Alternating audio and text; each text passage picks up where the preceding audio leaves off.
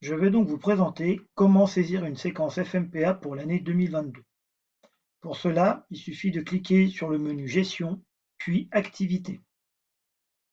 Le logiciel fait la recherche afin de filtrer les agents de votre centre.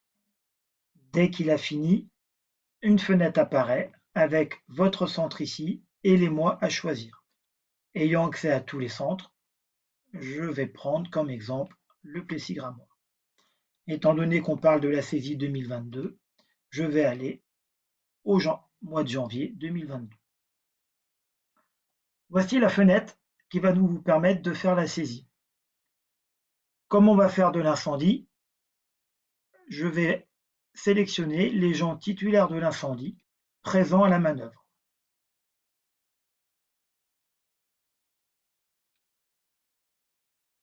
Si vous mettez des gens qui ne sont pas incendies, vous aurez un message d'alerte. Ensuite, afin de vous faciliter la tâche, vous pouvez filtrer le menu de départ en enlevant toutes les activités non opérationnelles et en sélectionnant que la FMPA. Vous aurez tous les domaines d'activité, vous pouvez faire encore plus précis en prenant que l'incendie.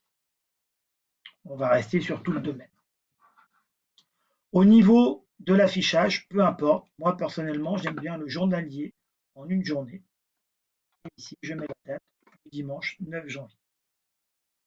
Pour saisir, je vais cliquer sur ce bouton, choisir donc le domaine, on a dit incendie, les activités, donc 2022 sur le système feu. Le centre de secours, vous n'avez pas à y toucher.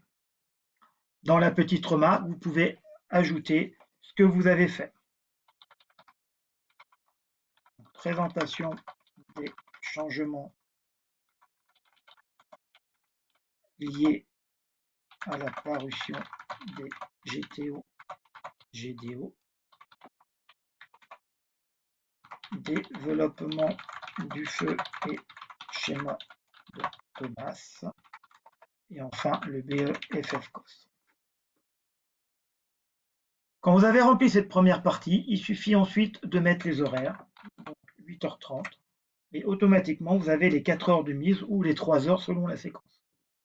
Si pour raison X ou Y vous avez fait que 2 heures, il suffit juste de changer la date de fin et ça sera automatique. Quand c'est fini, il suffit de valider. Le logiciel incrémente les séquences à tous les agents qui ont été sélectionnés et quand il a fini, on se retrouve avec l'affichage normal.